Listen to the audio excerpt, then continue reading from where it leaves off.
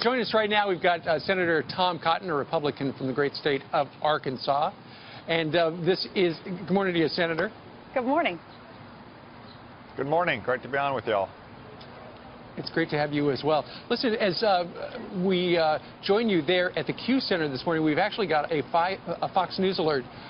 You know, that terrible train attack yesterday with the axe in Germany, it's just been announced that apparently ISIS is now claiming responsibility for the attack. Your response, sir?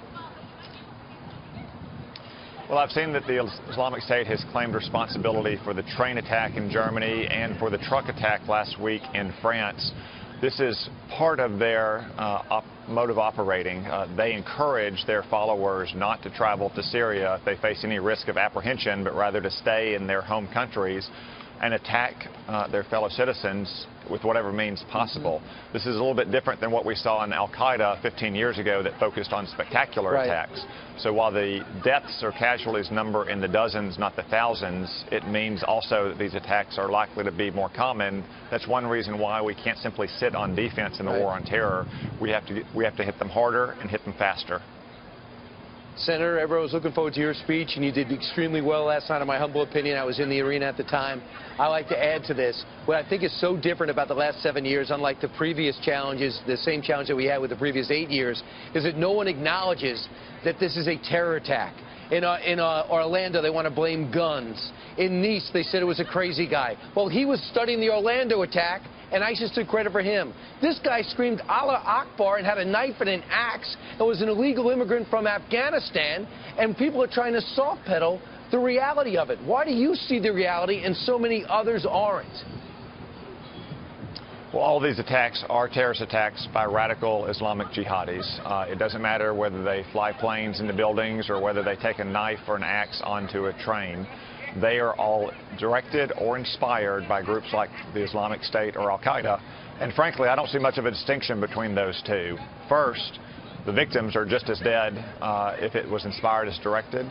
And second, we didn't see many inspired attacks 2 years ago before the Islamic State rose to power. And you make a good point, too.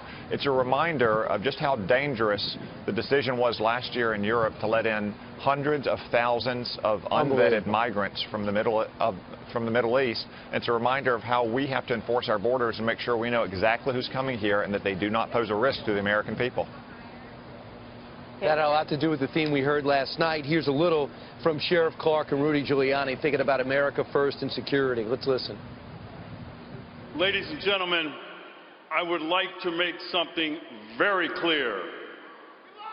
Blue lives matter in America. So many of the actions of the Occupy movement and Black Lives Matter transcends peaceful protest and violates the code of conduct we rely on.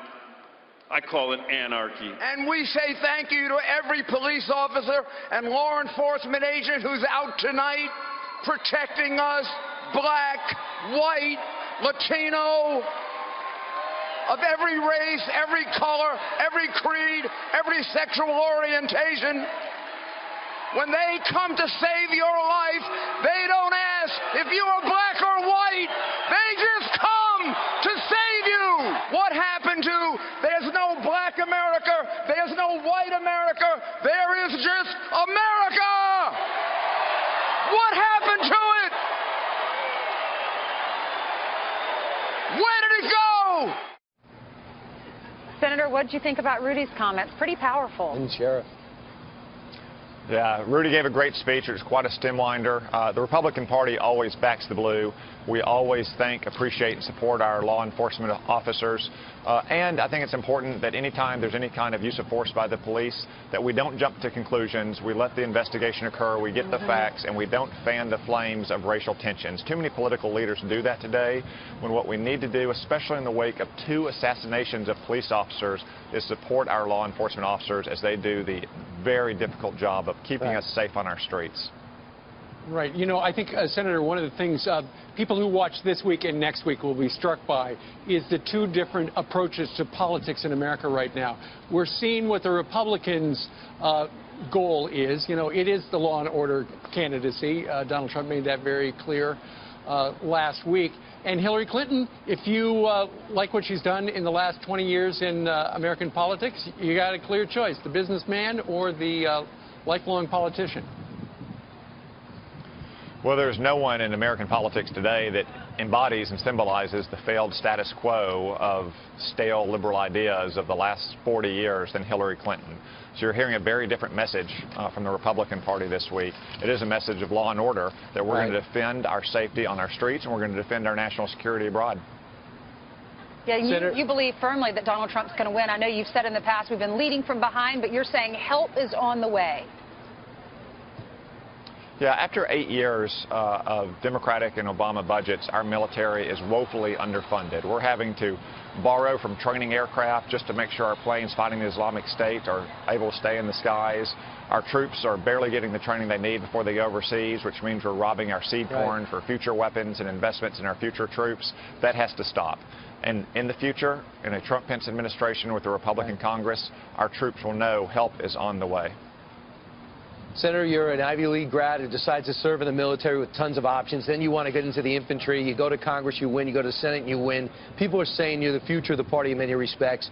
What is your response? And I have no idea what it is. To the Governor Kasichs of the world, to the Jeb Bushes of the world, Ted Cruz perhaps, who just don't seem to be able to get over the loss and don't seem to be supporting Donald Trump.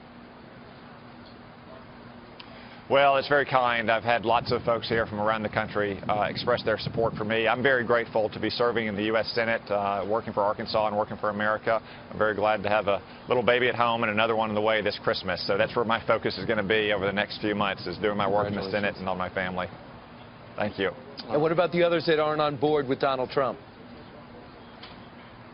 I think we'll come out of this convention not just unified, but growing our party as well. We need to acknowledge as Republicans, it's not enough to win a national election with Republican or conservative votes. We have to appeal to independents, to moderates, and to Democrats as well. Democrats have to do that too, though, and I think that we're going to be better positioned to do that this fall, to win the White House, to win the Senate, and to win the House. Well, it's going to be an exciting fall, especially for your family at home. Congratulations to you on the new baby. All right. And nice speech last night, Senator. Good job.